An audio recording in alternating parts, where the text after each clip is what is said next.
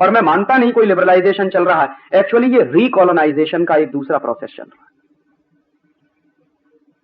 और उस लिबरलाइजेशन के नतीजे क्या निकल रहे हैं? विदेशी पूंजी के स्तर पे कुछ आया नहीं आपके देश में, जो कुछ आया उससे ज्यादा चला गया। और अगर एक दूसरा हिसाब और जोड़ना शुरू कर दूं कि फाइनेंशियल मार्केट में जो थोड़ी सी विदेशी पूंजी आ गई थी, उससे नतीजा क्या हुआ था? 100-150 रुपए वाला शेयर 1500 में पहुंच गया था, 2000 में पहुंच गया था। जिसको देखो वो शेयर खरीदने के लिए पागल था इस देश में। मुझे वो दिन याद है कि मेरे घर के सामने जो पान बेचता है इलाहाबाद में, वो रोज सवेरे सवेरे आता था, मुझसे पूछता था कि राजीव भाई आज एसीसी का दाम क्या है? तो मैं कहता था भाई तुमको क्या लेना देना एसीसी के? नहीं मैंने एसीसी खरीदा। मैंने कहा कहां से तुम्हारे पास पैसा आ गया? कि बीवी के गहने गिरवी रखे हैं, मैंने एसीसी खरीदा। क्या होने वाला है? कहने लगा आप तो बेवकूफ आदमी, आपको मालूम नहीं मैं रातों रात लखपति होने जा रहा हूं। आज ये 1500 का है, कल 2000 का हो जाएगा, फिर 3000 का हो जाएगा, फिर 3500 का हो जाएगा। आप देखिए रातों रात लखपति हो जाऊंगा मैं।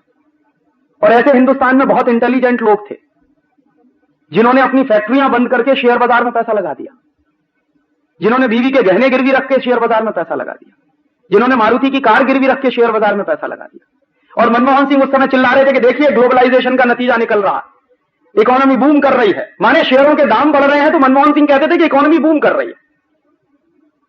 कोई भी रद्दी से रद्दी अर्थशास्त्री इस बात को कह नहीं सकता कि शेयरों के दाम बढ़ने से कंपनियों की अपनी प्रोडक्टिविटी पे कोई गहरा असर पड़ रहा है क्या? ये जरूरी नहीं है कि जिस कंपनी के शेयर के दाम बढ़ रहे हो वो कंपनी बहुत अच्छा रिजल्ट दे रही हो, ये बिल्कुल जरूरी नहीं है। ये बहुत बार इन्फ्लेटेड होती हैं चीजें।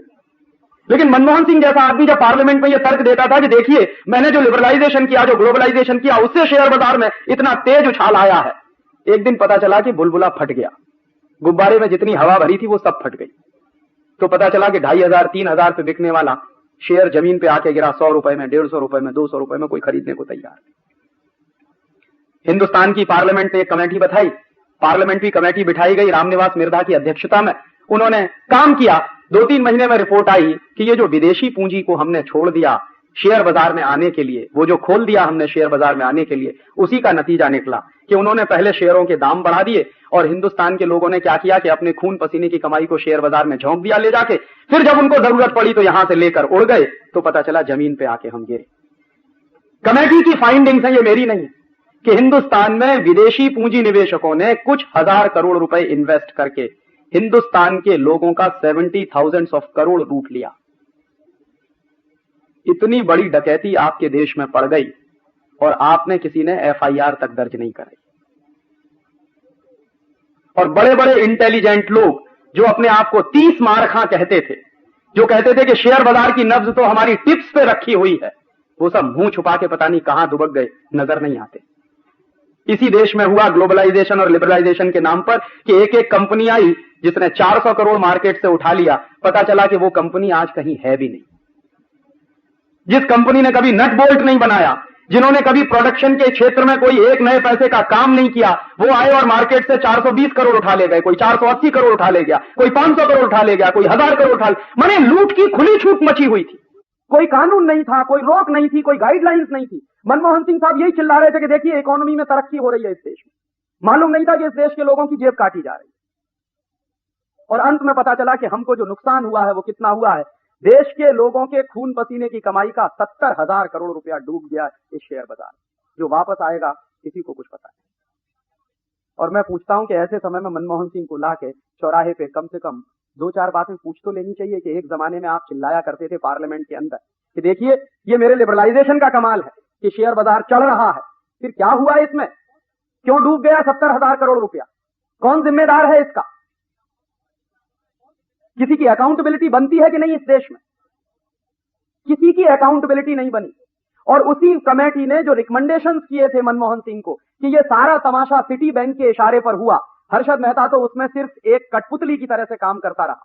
ये मैं नहीं कहता, पार्लियामेंट्री कमेटी की फाइंडिंग्स है। और कमेटी ने ये रिकमेंडेशंस किए कि सिटी बैंक ऑफ इंडिया को हिंदुस्तान से बिस्तर बांध के भगा देने की जरूरत है। तो मनमोहन सिंह ने स्टेटमेंट किया कि नहीं, हम सिटी बैंक ऑफ इंडिया को अगर भगा देंगे तो गलत सिग्नल्स जाएंगे दुनिया में।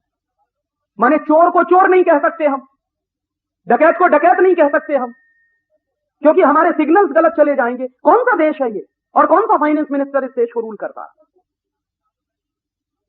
दुनिया के किसी भी दूसरे देश में अगर अमेरिका में ही ये स्कैम हुआ होता, हिंदुस्तान की जगह अमेरिका को रखकर देखिए, और अमेरिका में ये स्कैम हुआ होता और काश स्टेट बैंक ऑफ इंडिया हमारा उसमें इन्वॉल्व होता, तो अमेरिकन सरकार ने 1 मिनट की देर नहीं की होती स्टेट बैंक ऑफ इंडिया को वहां से रवाना करने में। ये हम पॉलिटिकल स्लेव कंट्री में रहते हुए मैं कह रहा हूं इस देश में कि सिटी बैंक ऑफ इंडिया के बारे में सारे सबूत होने के बावजूद इस देश में सिटी बैंक ऑफ इंडिया को हिंदुस्तान से नहीं भगाया गया, क्योंकि मनमोहन सिंह नहीं चाहता। और कभी कभी मैं ये आरोप करता हूं कि मनमोहन सिंह कोई मनमोहन सिंह नहीं है, वो अमेरिका का 101% एजेंट है इस देश में, जिसने इस देश की इकोनॉमी को इतने बड़े लेवल पे ले जाके पटक दिया। और आपको मालूम है जो पैसा डूब गया उसकी वजह से जो रिसेशन है मार्केट में, वो आज तक खत्म नहीं हो रहा। कितने कारखाने बंद हो गए इस देश में, हजारों प्रोडक्शन यूनिट्स इस देश में बंद हो गए क्योंकि उनका पैसा शेयर बाजार में लग गया।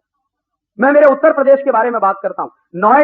नोएडा के आसपास करीब 80,000 छोटे छोटे प्रोडक्शन यूनिट थे जो डूब गए क्योंकि उनका पैसा शेयर बाजार में फंस गया, वो चल नहीं सकते। और कितने ऐसे लोग हैं जिनको मैं पर्सनली जानता हूं कि जो करोड़पति बनने चले थे, रोडपति हो गए, सड़क पे खड़े, डूब गया पैसा शेयर बाजार। और ये जो डूबा हुआ पैसा है, इसको वापस निकालने के लिए ना मनमोहन सिंह के पास कोई तरकीब है, ना चिदंबरम के पास कोई तरकीब। कैसे आएगा ये पैसा? ये ग्लोबलाइजेशन नहीं हुआ, ये लिबरलाइजेशन नहीं हुआ, आपकी लूट हुई।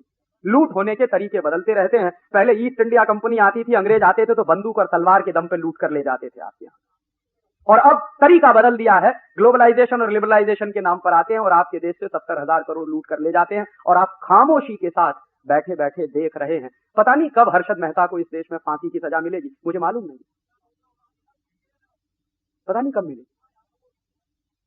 शायद हो सकता है 2 साल के बाद आप भी भूल जाए, मैं भी भूल जाऊं कि इस देश में इतना बड़ा स्कैम भी कोई हुआ था।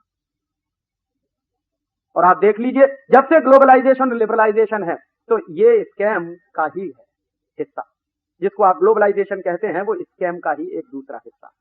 जितने तेजी से ग्लोबलाइजेशन चला उतने तेजी से इस देश में घोटाले चले। 91 से 97 के बीच में जितने घोटाले हुए हैं उसमें पार्लियामेंट की फाइंडिंग्स है, मेरी फाइंडिंग्स नहीं, कि हिंदुस्तान के लोगों के खून पसीने की कमाई का 70,000 करोड़ डूब गया।